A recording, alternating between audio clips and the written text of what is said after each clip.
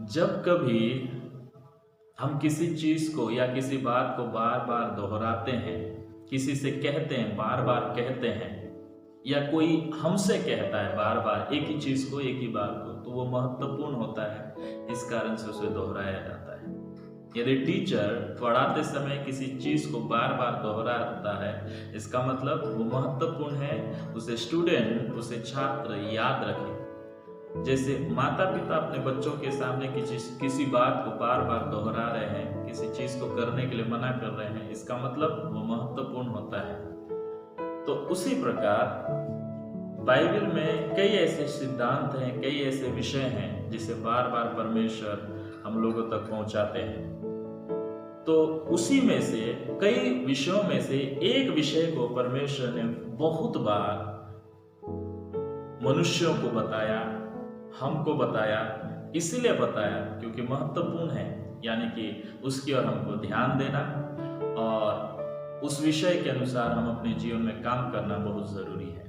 तो आज एक विषय मैं आप लोगों के सामने लेके आया हूँ जिसे आज आपको ध्यान देना चाहिए, और आप ध्यान देंगे तो आपके लिए अच्छा होगा, और जो ध्यान देगा उसके लिए अच्छा होगा, जो पूरा करेगा उसके लिए अच्छा होगा। बार बार दोहराया जाने का मतलब है विषय गंभीर है, और बाइबल में एक ऐसा विषय है जिसे बार बार दोहराया गया है। बाइबल के लगभग 66 पुस्तकों में उसे अलग अलग वाक्यों के द्वारा, अलग अलग रूप में 66 पुस्तक में, पूरी बाइबल में उसे दोहराया गया है, या प्रभु अपने लोगों से कहता है। यदि और भी हम डीप में जाएं और गहराई में जाएं, तो बाइबल के शुरू से लेके अंतिम समय तक जितने भविष्यवक्ता लोग हुए, पुराने नियम के जितने भविष्यवक्ता लोग हुए, वे सारे लोगों ने इस विषय पर बार बार प्रचार किया। बार बार परमेश्वर ने संदेश को अपने दास भविष्यवक्ताओं को दिया। चाहे वो एलिशा हो, चाहे वो एलिया हो, चाहे वो यशाया हो, चाहे वो यिर्मयाह हो, चाहे वो दानियल हो, चाहे वो होशे हो, चाहे वो योएल हो, चाहे वो यहेजकेल हो, चाहे वो मलाकी हो, चाहे वो जकरिया हो, चाहे योना हो, जितने भी भविष्यवक्ता हुए, सारे लोगों ने इस एक विषय पर जरूर अपने जीवन काल में, अपनी सेवकाई के दौरान में, परमेश्वर के लोगों के बीच में इस विषय में जरूर प्रचार किया। साथ में यदि हम नया नियम में आएंगे, तो नया नियम की शुरुआत एक भविष्यवक्ता के द्वारा होती है, यूहन्ना बपतिस्मा दाता के द्वारा, जिसने बपतिस्मा भी दिया, और उसने भी इस विषय पर प्रचार किया। उसके प्रचार का शुरुआत ही इस विषय से होता है। अगर और आगे हम आए तो प्रभु यीशु मसीह के जो प्रेरित थे, जो चेले लोग थे, उन्होंने भी अपनी सेवकाई में इस विषय पे लगातार प्रचार किया, और इस विषय की गंभीरता और तब बढ़ जाती है जब इस विषय की प्रचार स्वयं प्रभु यीशु मसीह ने भी किया। प्रभु यीशु मसीह ने ना केवल इस विषय को प्रचार किया, बल्कि ये भी कहा, मेरे नाम से इस विषय पर सारी दुनिया में प्रचार किया जाएगा। तो आप सोच सकते हैं ये विषय कितना गंभीर होगा। पूरे बाइबल में 66 पुस्तक में इसके बारे में लिखा हुआ है। सारे प्रभु के सेवक लोगों ने, अभिषिक्त लोगों ने इस विषय में प्रचार किया। नए नियम में भी प्रचार किया। संसार में रहने वाले हर एक प्रभु के जनों ने प्रचार किया। केवल वे नहीं, बल्कि स्वयं प्रभु यीशु मसीह ने भी इस विषय में प्रचार किया और कहा, मेरे नाम से सारे जगत में इस विषय में प्रचार किया जाएगा। तो आप सोचिए ये बात कितना गंभीर है। और वो विषय है मन फिराव। 66 पुस्तक में पाया जाता है मन फिराव का संदेश। सारे दास भविष्यवक्ताओं ने प्रचार किया, वो संदेश था मन फिराव। चेलों ने प्रचार किया मन फिराव। स्वयं प्रभु यीशु मसीह ने भी प्रचार करना शुरू किया और प्रचार किया मन फिराव। एक विषय जो बाइबल में मुख्य विषयों में से एक है, वो है मन फिराना। प्रभु चाहता है कि सारे लोग मन फिराएं, और ये मन फिराना कोई निवेदन नहीं है परमेश्वर की ओर से, ये परमेश्वर की आज्ञा है। ये निमंत्रण नहीं है। मन फिराने का निमंत्रण होगा तो आप ठुकरा सकते हैं। कई बार कोई आपको निमंत्रण देता है तो आपका इच्छा होता है आप जाएं ना जाएं, आपकी मर्जी है। लेकिन यदि कोई आपको आज्ञा दिया है, यदि कोई अधिकारी आपको आज्ञा दिया है तो निमंत्रण नहीं है, निवेदन नहीं है, वो आपको जाना ही जाना पड़ेगा क्योंकि वो आज्ञा है। तो ये परमेश्वर की ओर से आज्ञा है। प्रेरितों के काम 17 अध्याय उसका 30 और 31 पद में ऐसा लिखा है, इसलिए परमेश्वर ने अज्ञानता के समयों पर ध्यान नहीं दिया, पर अब हर जगह सब मनुष्यों को मन फिराने की आज्ञा देता है, क्योंकि उसने एक दिन ठहराया है जिसमें वो उस मनुष्यों के द्वारा धर्म से जगत का न्याय करेगा, जिसे उसने ठहराया है, और उसे मरियों में से जिलाकर यह बात सब पर प्रमाणित कर दी है। 2 बात प्रभु कहता है कि वो सब मनुष्यों को मन फिराने की आज्ञा देता है। मैंने फिर से कहता हूं, निमंत्रण नहीं है, निवेदन नहीं है, आज्ञा है। परमेश्वर आज्ञा दे रहा है। यदि कोई व्यक्ति आपको निवेदन करे तो आप उसे अस्वीकार करने का आपके पास विकल्प है। लेकिन यदि कोई अधिकारी, कलेक्टर, एसडीएम, एसपी, थानेदार, सीएम, पीएम या शासकीय अधिकारी लोग यदि आपको आज्ञा दे तो आज्ञा को पालन करना पड़ेगा। आपको उनके बुलाने में जाना ही पड़ेगा, नहीं तो वो आपको उठा के ले जाएंगे। लेकिन यदि कोई निमंत्रण करे, निवेदन करे तो आप अस्वीकार कर सकते हैं। उसी प्रकार परमेश्वर यहाँ निवेदन नहीं कर रहा है, वो आज्ञा दे रहा है। क्यों आज्ञा दे रहा है? क्योंकि कहता है, इसीलिए वो आज्ञा दे रहा है क्योंकि उसने एक न्याय का दिन ठहराया है, और वो न्याय के दिन में धर्म से सबका न्याय करेगा, धार्मिकता से न्याय करेगा, उसमें भेदभाव नहीं करेगा, पक्षपात नहीं करेगा। वो सब कुछ धर्म से होगा, उसमें कोई मिलावट नहीं होगा, वहां घूस नहीं चलेगा, वहां आपके ऊपर आप हाथ जोड़ेंगे तो दया नहीं किया जाएगा, या फिर किसी और तरीके से आपको कुछ लाभ पहुंचाने का कोशिश नहीं किया जाएगा। वो न्याय सच्चा होगा। इसलिए प्रभु चाहता है उस न्याय के दिन में आपको बदला ना मिले, उस न्याय के दिन में आपको दंड ना मिले। इसलिए प्रभु चाहता है उस न्याय के दिन में आपको मृत्यु ना मिले, अनंतकालीन दंड ना मिले। इसलिए प्रभु चाहता है कि हर व्यक्ति, सब मनुष्य मन फिराए। मन फिराने का जो संदेश है प्रभु सबको दे रहा है, सब मनुष्यों को, विश्वासी हो अविश्वासी हो, सबको मन फिराने का जरूरत है। मन फिराने का अर्थ यदि हम देखेंगे तो बाइबल में पुराने नियम और नए नियम में अलग अलग शब्दों का प्रयोग किया गया है। पुराने नियम में देखेंगे तो बहुत सारे जगह में लौट आओ, परमेश्वर के पास लौट आओ, अपने पापों को छोड़कर फिर कर परमेश्वर के पास लौट आओ, ये कहा जाता है। लेकिन यदि हम नए नियम में आते हैं तो यहाँ पे मन फिराने का शब्द का इस्तेमाल हुआ है, और दोनों जगह अलग अलग शब्दों का इस्तेमाल हुआ। वहाँ पुराने नियम में इब्रानी शब्द, नए नियम में यूनानी शब्द का इस्तेमाल हुआ।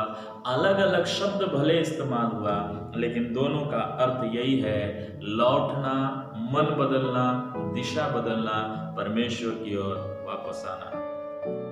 और ये प्रचार, ये जो संदेश है, ये सबको है, सबके लिए है। यदि हम सबसे पहले देखें तो ये संदेश सारे मानव जाति के लिए है, कोई भी नहीं छूटता है, सबको मन फिराने की आवश्यकता है। और दूसरा, उन लोगों को भी आवश्यकता है जो प्रभु के पास आए थे, प्रभु को जाने थे, प्रभु को पहचाने थे, प्रभु की आशीषों को प्राप्त किए, कुछ दिन प्रभु में ठहरे रहे और कुछ दिन के बाद प्रभु से दूर हो गए, आशीषों को लेके खो गए।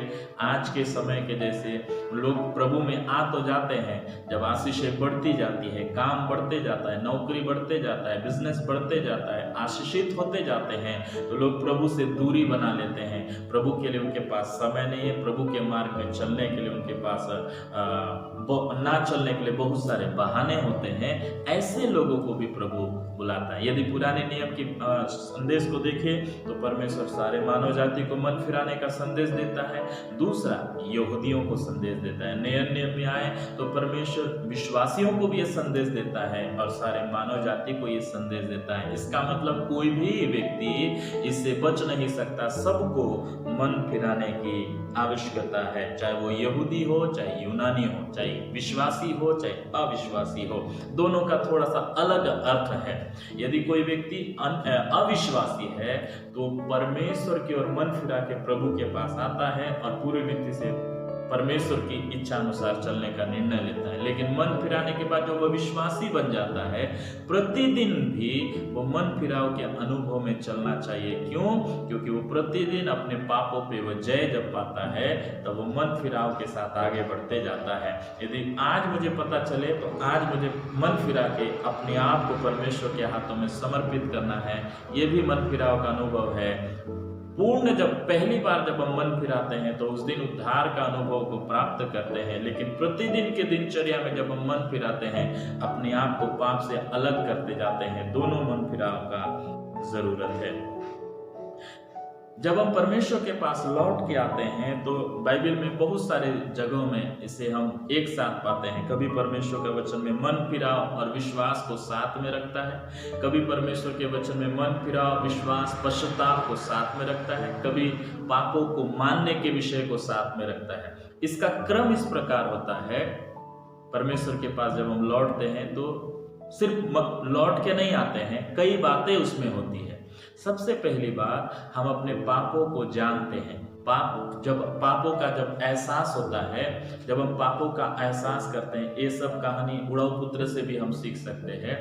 पाप का एहसास होता है कि हाँ मैंने गलत किया, हाँ मैंने पाप किया, हाँ मैंने अपराध किया, एहसास होता है, तब जाके हम पश्चाताप करते हैं, अपने पापों के लिए पश्चाताप करने लग जाते हैं। हमको पता चल जाता है हमने गलत किया है तो परमेश्वर के सामने हम पश्चाताप करते हैं, रोते हैं और गिड़गिड़ाते हैं, और उसके बाद हम अपनी दिशा को चेंज करते हैं, अपने मन को फिरा देते हैं। मन का फिरना मन से शुरू होता है, मन फिर जाता है, मन बदल जाता है, मन का दिशा बदल जाता है, हमारा मन परमेश्वर की ओर हो जाता है।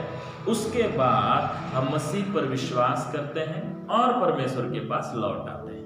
पापों का एहसास होता है, पापों को मानते हैं, पश्चाताप करते हैं, मन फिराते हैं, यीशु मसीह पर, सुसमाचार पर, क्रूस पर कार्य किया गया वो सुसमाचार पर हम विश्वास करते हैं और परमेश्वर के पास लौट आते हैं। तब जाके हमारा लौटना सफल होता है और इस क्रम में आते हैं, तब जाके फिर परमेश्वर हमें स्वीकार करता है, परमेश्वर हमें माफ करता है, परमेश्वर हमें शुद्ध करता है, परमेश्वर हमें अपना बेटा संतान बना लेता है, परमेश्वर हमें धर्मी ठहराता है, परमेश्वर हमें नई सृष्टि बना देता है। इस क्रम में आने से यदि आप पापों को मान लेते हैं और पश्चाताप नहीं करते हैं, मन नहीं फिराते हैं, यीशु मसीह पर विश्वास नहीं करते हैं, लौट के नहीं आते हैं, तो ना क्षमा होगा, ना शुद्ध होगा, ना परमेश्वर आपको स्वीकार करेंगे। तो आपको सब कुछ पूरा करना पड़ता है और ये अलग अलग दिन में नहीं होता है, एक ही समय में घटने वाली घटना है।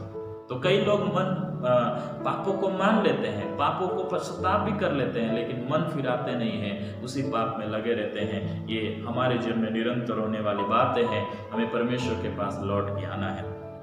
कई बार झूठा मन फिराव को भी देखते हैं। झूठा मन फिराव बोलने का अर्थ यह है, वो भावनाओं में होते हैं, विचारों में होते हैं, लेकिन वो सचमुच में मन नहीं फिराते हैं, अपने पापों को मान भी लेते हैं, लेकिन वो छोड़ते नहीं हैं, अपने पश्चाताप नहीं करते हैं, परमेश्वर के पास लौट के नहीं आते हैं, बस वो मान लेते हैं कि हम परमेश्वर के पास लौट के आए। लेकिन यदि आप सच्चे मन फिराव के साथ चलते हैं, सच्चे मन फिराव के साथ आप जीते हैं, तो आपके अंदर से वो फल निकलेगा। अंदर आप मन फिराते हैं, बाहर उसका फल दिखने लगता है, पाप से आप दूरी बना लेते हैं। व्यवहार में सुधार होने लगता है, स्वभाव बदलने लगता है। आप रोजमर्रा रोज की जिंदगी में पाप पर जय पाते हैं, अपने ईर्ष्या पर, अपने क्रोध पर, अपने लोभ पर, अपने लालच पर, अनेक प्रकार के जो शरीर में जो स्वभाव है उन स्वभावों पर, शारीरिक काम पर, अभिलाषाओं पर आप जय प्राप्त करते जाते हैं। आप लोगों को क्षमा करने लगते हैं, आप परमेश्वर से प्रेम करने लगते हैं, आपके जीवन में आत्मिक उन्नति होने लगती है। इन सब बातों को दो कामों में हम डिवाइड कर सकते हैं। आप परमेश्वर से, आपका परमेश्वर के प्रति प्यार बढ़ने लगता है और पाप से आप घृणा करने लगते हैं। चाहे वो कोई भी पाप क्यों ना हो, आप घृणा करने लगते हैं, पाप से दूरी बना लेते हैं। ये फल आपके अंदर में, आपके जीवन में दिखता है। यदि आप सचमुच में मन फिराए हैं तो मन फिराए हैं तो पाप से नफरत और परमेश्वर से प्यार करने लगते हैं। तो आज का ये संदेश मैं आपको ये देना चाहता हूँ कि आपको भी मन फिराने का जरूरत है। कई ऐसे लोग हैं जो आज ये समझ बैठे हैं, हमने तो 2 साल पहले, 10 साल पहले, 5 साल पहले मन फिराया, बपतिस्मा लिया, प्रभु बोझ ले रहे हैं, चर्च जा रहे हैं, दान दशमांश दे रहे हैं, बाइबल पढ़ रहे हैं, तो हमको मन फिराव का क्या जरूरत है? आज हमको मन फिराव का जरूरत नहीं है, हमने कई साल पहले मन फिराया। आज बहुत सारे ऐसे लोग हैं, चर्च आते हैं लेकिन अपने नशा को नहीं छोड़े हैं, संगति करते हैं लेकिन गाली देना नहीं छोड़े, प्रार्थना करते हैं लेकिन चुगली करना नहीं छोड़े हैं, सब कुछ करते हैं, लालच को नहीं छोड़े हैं। मन फिराने का जरूरत आपको भी है। यदि पहले स्थान में परमेश्वर, आपके जीवन में पहले स्थान में परमेश्वर नहीं है, तो आपको भी मन फिराने का जरूरत है। यदि आप ये समझते हैं मैं विश्वासी हूँ, मुझे मन फिराने का जरूरत नहीं है, तो प्रकाशित वाक्य में जाइए, वहां पे 7 कलीसिया के नाम में जो चिट्ठी लिखा गया, 7 में से 5 कलीसिया को परमेश्वर ने मन फिराव का संदेश दिया। और उन कलीसियाओं के साथ अपना तुलना करके देखिए, उन कलीसियाओं में बहुत अच्छे गुण थे, लेकिन फिर भी एक एक कमी को देखते हुए प्रभु बोलता है मन फिरा। आज मेरे प्रिय, आज आपको भी मन फिराने का जरूरत है। आप कई बातों में अच्छे हो सकते हैं, कई स्वभाव में अच्छे हो सकते हैं, कई चाल चलन में अच्छे हो सकते हैं, आपके अंदर में अच्छी योग्यता, अच्छे गुण हो सकते हैं, लेकिन कमियों को देखिए, गलतियों को देखिए, गलतियों को लेके मत चलिए, पाप को लेके मत चलिए। प्रतिदिन के जीवन में, प्रतिदिन के कामों में कहाँ आप चूक गए हैं, उन सारी बातों में मन फिराइए, ताकि प्रभु के वचन के अनुसार आप निरंतर और परिपक्व होते जाएं, शुद्ध होते जाएं, पाप से अलग होके आपके अंदर में मसीह का स्वभाव प्रकट हो। क्योंकि वचन कहता है यदि तुम मन ना फिराओगे तो इसी रीति से नष्ट हो जाओगे। यीशु मसीह ने स्वयं कहा मन ना फिराना आपके लिए नष्ट होने के लिए दरवाजा खोलता है। इसलिए नष्ट होने के लिए प्रभु ने नहीं कहा, मन फिराओगे तो नष्ट होने से बच जाओगे। परमेश्वर के वचन के अनुसार इसे हम अपने लिए इस रीति से समझ सकते हैं। योएल की पुस्तक में बहुत अच्छा चित्रण को हम देख सकते हैं। योएल की पुस्तक में हमारे विषय के अनुसार बहुत अच्छा चित्रण को हम देख सकते हैं। योएल की पुस्तक पढ़ते हैं तो शुरुआत में प्रभु कहता है, वहां पे लिखा है कि प्रभु के लोगों के ऊपर टिड्डियों ने आक्रमण किया और टिड्डियों के आक्रमण के कारण से उनका सब कुछ नष्ट हो गया। टिड्डियों के आक्रमण के कारण से उनके जीवन का सब कुछ नष्ट हो गया। और ये 4 प्रकार की टिड्डियां ऐसी आई। पहली टिड्डी आई जो कुछ खा के नष्ट करके उसने बचाया, दूसरी टिड्डी ने नष्ट कर दिया, जो पहले में बचा दूसरे में बचा, तीसरे ने नष्ट कर दिया, तीसरे में जो बचा चौथा ने नष्ट कर दिया। इस प्रकार सब कुछ नष्ट हो गया, कुछ भी नहीं बचा, जिसके कारण से ये सारे लोग जो प्रभु के लोग थे विलाप कर रहे थे, रो रहे थे, उनका आनंद चला गया, उनका खुशी चला गया, वो केवल रोते घूम रहे थे। परमेश्वर के भवन में अन्न आना बंद हो गया था, परमेश्वर का धन्यवाद का बलिदान चढ़ाना बंद हो गया था। इस कारण से परमेश्वर उन्हें संदेश देते हैं और कहते हैं योएल नबी के द्वारा, तुम्हारे जीवन में टिड्डियों के द्वारा नाश हुआ, तुम्हारे जीवन में आंसू है, तुम विलाप कर रहे हो। एक और बार सुनो, एक और बात मैं तुमको बताता हूँ, टिड्डियों से भी भयानक दिन आने वाला है और वो भयानक दिन में आग के द्वारा सब कुछ राख हो जाएगा। अभी जितना तुम्हारे पास बचा है वो भी नष्ट हो जाएगा। इसीलिए सुनो, अभी भी सुनो। टिड्डियों के द्वारा नष्ट हुआ, एक भयानक दिन आने वाला है, उसके द्वारा भी सब कुछ नष्ट होगा। लेकिन प्रभु कहता है अभी भी सुनो, अभी भी मौका है। अभी भी यदि रोते पीटते मेरे पास आओगे, पश्चाताप के साथ मेरे पास आओगे, तो परमेश्वर कहता है, परमेश्वर अनुग्रहकारी है, दयालु, विलंब से कोप करने वाला, दुख देकर पछताने वाला परमेश्वर तुम्हें माफ करेगा। और जब वो माफ करेगा तो प्रभु दुगना आशीष का वायदा करता है। पहला, जो उन्होंने टिड्डियों के द्वारा खोया उसे वापस करूंगा, उनकी हानि को भर दूंगा, परमेश्वर ने कहा है। फसल लहलहाने लगेंगे, पेड़ पौधे में फल लगने लगेंगे, तुम्हारे पशु भी आशीषित होंगे, तुम्हारे पशु भी अच्छे से रहेंगे, तुम भी आशीषित रहोगे। परमेश्वर वायदा करता है, जो कुछ तुमने हानि उठाया है वो सब मैं भर दूंगा। और दूसरा दुगना आशीष यह है, प्रभु कहता है, मैं तुम में अपनी आत्मा उंडेलूंगा। दोगुना आशीष यही है, पहले जो खोया शारीरिक आशीष, मानसिक आशीष, भौतिक आशीष, आत्मिक आशीष, जो तुमने खोया वो मैं सब तुमको दूंगा। लेकिन उससे बढ़कर आज तक जो पहले कभी नहीं हुआ वो मैं तुम्हारे जीवन में उंडेलने जा रहा हूं, आत्मा की भरपूरी, आत्मा की भरपूरी दूंगा, प्रभु ने वायदा किया। सेम इसी प्रकार से इस वचन को हम अपने जीवन में भी ले। आज बहुत सारे लोगों के जीवन में मन ना फिराने के कारण से, परमेश्वर के लोग हैं, विश्वासी हैं, चर्च जाते हैं, बाइबल पढ़ते हैं, कभी कभी सही रास्ते में होते हैं, कभी कभी परमेश्वर के मार्गों पर चलते हैं, लेकिन विश्वासी होने के बावजूद भी, मसीह होने के बावजूद भी, जिस प्रकार टिड्डियों के कारण से वे सब कुछ नष्ट हो गया, आज बहुत सारे मसीह परिवार में इसी प्रकार सब कुछ नष्ट हो गया। शायद उनके पास गाड़ी होगा, घर होगा, नौकरी होगा, लेकिन वो विलाप कर रहे हैं, वो हर्ष नहीं कर रहे हैं, आनंदित नहीं है। उनका विलाप चला गया, उनकी शांति चला गया, उनका आनंद चला गया। बस मसीह होने के कारण से अपने आप को दिखा रहे हैं, हम प्रभु में आनंदित हैं, बोल रहे हैं हम प्रभु में आनंदित है, लेकिन देखिए उनके जीवन का शारीरिक आशीष चला गया, मानसिक आशीष चला गया, भौतिक आशीष चला गया, आत्मिक आशीष चला गया, और परिवार में कभी शांति नहीं है, जीवन में कभी शांति नहीं। वो व्याकुल है, वो चिंतित है, वो परेशान है, मैं कहाँ जाऊँ, किससे मिलूँ, किससे कहूँ, ये इसी प्रकार मन में चल रहा है। व्याकुल होके, परेशान होके जिंदगी चला रहे हैं। कई ऐसे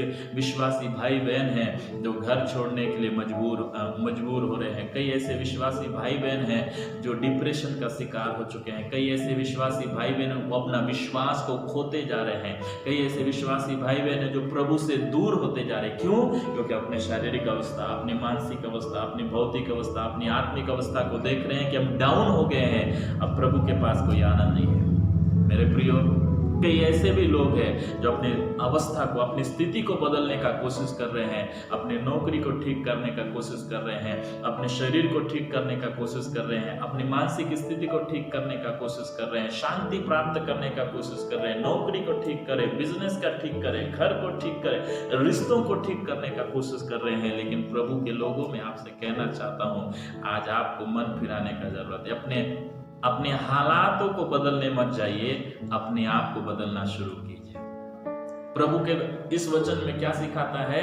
मन फिरा ना होने के कारण से, पाप के कारण से कई लोगों के जीवन में, जैसे उनको टिड्डियों के द्वारा सब कुछ नष्ट किया गया, उसी प्रकार आपके जीवन में किसी न किसी समस्या के कारण से, बीमारी के कारण से, लोगों के कारण से, रिश्तों के कारण से, या किसी के द्वारा आपके जीवन में बहुत सारी तबाही मची हुई है।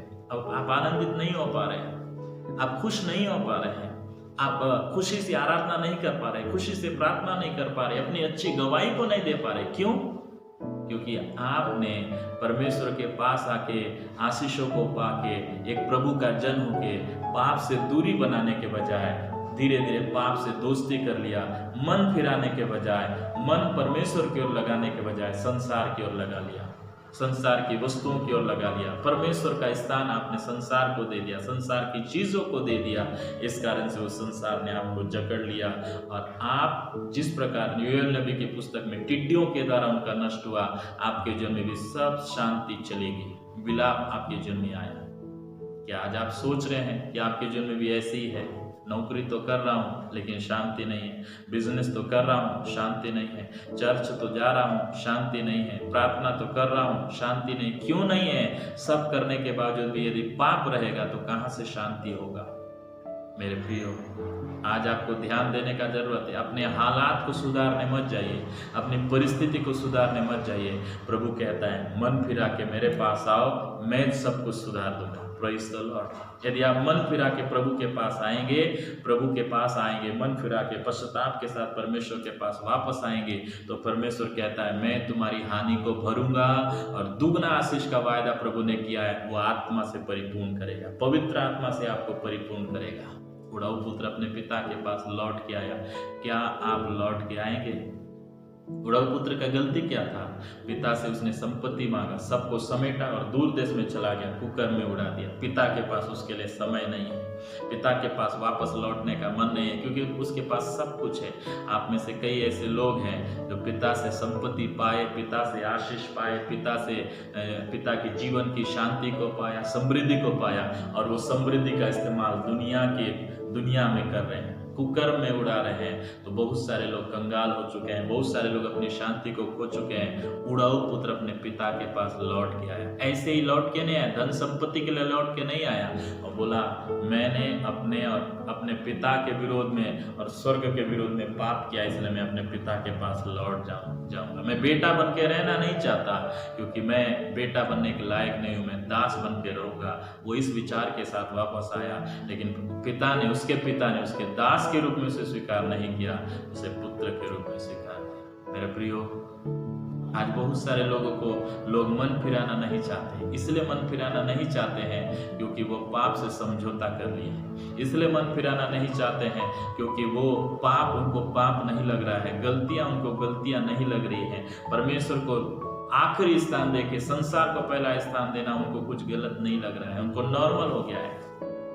आज्ञा नहीं मानना उनके लिए कोई बड़ी बात नहीं है, झूठ बोलना कोई बड़ी बात नहीं है, लालच करना कोई बड़ी बात नहीं है, गाली देना कोई बड़ी बात नहीं है, परमेश्वर को पहले स्थान ना देना कोई बड़ी बात नहीं। ये सब कुछ चलता है संसार में, हमको सब कुछ करना पड़ता है बोल के सांसारिक व्यक्ति के जैसे अपना जीवन को बना लिए हैं। यदि आप भी ऐसा किए हैं तो सतर्क हो जाइए। यीशु मसीह कहते हैं लूका रचित सुसमाचार 13 अध्याय में, यदि तुम मन ना फिराओगे तो तुम भी इसी रीति से नष्ट हो जाओगे। प्रभु आपको नष्ट होने से बचाना चाहता है, आपको नाश करने से बचाना चाहता है। आपका नाश होने से पहले वो न्याय के दिन में आपको सजा नहीं देना चाहता, इसलिए प्रभु आपको मन फिराने की आज्ञा देता है। तो प्रभु चाहता है उड़ाऊ पुत्र के जैसे आप लौट के आए। लौट के आने में उसका फायदा नहीं, आपका और मेरा फायदा है। वो आपको और मुझको आपकी हानि को भरना चाहता है और आपके हालातों को सुधारना चाहता है। ना केवल इतना, बल्कि वो आपको आत्मा से परिपूर्ण करना चाहता है, आपको अपनी महिमा के लिए इस्तेमाल करना चाहता है। इसलिए एक काम कीजिए, हालातों को सुधारने मत जाइए, मन फिराव के साथ परमेश्वर के पास लौट के आइए। परमेश्वर आपके हालातों को सुधारेगा और आपको अपनी आत्मा से परिपूर्ण करेगा। ये छोटा विषय नहीं है, इसे आप इग्नोर मत कीजिए, नजरअंदाज मत कीजिए। बाइबल के 66 पुस्तक में इसके बारे में लिखा गया है। हर एक प्रभु के सेवकों ने इसके विषय में प्रचार किया है, आज भी इसके विषय में प्रचार किया जाता है। क्यों? क्योंकि प्रभु ने एक न्याय का दिन ठहराया है। उस दिन परमेश्वर दया नहीं करेगा, उस दिन परमेश्वर किसी का पक्ष नहीं लेगा, उस दिन परमेश्वर आपकी कहानी को सुनने के लिए नहीं बैठेगा, उस दिन आपके बहाने को सुनने के लिए नहीं बैठेगा, उस दिन आप ये मेरा मजबूरी था बोल के आप बोल नहीं पाएंगे। उस दिन केवल न्याय होगा, सच्चा न्याय होगा, धर्म से न्याय होगा। इसलिए मेरे प्रियो, आज मौका है, अभी मौका है, मन फिराइए। आपने जो कुछ भी किया, आप पाप के साथ समझौता कर सकते हैं लेकिन परमेश्वर नहीं। आपके लिए पाप छोटा हो सकता है लेकिन परमेश्वर के लिए नहीं। परमेश्वर जानता है पाप होता है जो मनुष्य को जीवन से, परमेश्वर से, आशीषों से अलग कर देता है। इसलिए मन फिराने की आवश्यकता है। आपका हालात बिगड़ा हुआ है तो सबसे पहले हालात को सुधारने मत जाइए, परमेश्वर के पास मन फिराव के साथ आइए। मन फिराव, पश्चाताप के साथ अपने पापों को जानिए, कितना भयानक है पाप का एहसास हो, पश्चाताप हो, मन फिराव हो, यीशु मसीह पर विश्वास हो और सुसमाचार पर विश्वास करके जब आप परमेश्वर के पास लौट आते हैं तो परमेश्वर स्वीकार करता है। प्रतिदिन आपको अपनी गलती को जांच कर मन फिराव के साथ अपने आप को पाप से अलग करके परमेश्वर के पीछे चलने का जरूरत है। परमेश्वर आपको बुला रहा है, मेरे बेटे, ये मेरी बेटी, मेरे पास लौटा, मेरे सिवा और कोई नहीं तेरा। सचमुच में परमेश्वर के सिवा कोई नहीं। किसके पास जाएंगे? कौन आपको अनंत जीवन देगा? कौन आपके हालातों को सुधारेगा? कौन पवित्र आत्मा से भरेगा? कोई नहीं है। संतावना लोग दे सकते हैं, हिम्मत लोग दे सकते हैं, लेकिन परमेश्वर आपको सब कुछ देने को तैयार है। यदि आप मन फिरा के लौट के आएंगे तो आज ही परमेश्वर जो आपका इंतजार कर रहा है, परमेश्वर आपको बाहें फैला के आप जो आपका इंतजार कर रहा है, आज आपको बाहों में लेने को तैयार है। ये संदेश न केवल आपके लिए है बल्कि उन सब लोगों के लिए है जिनको मन फिराने की जरूरत है।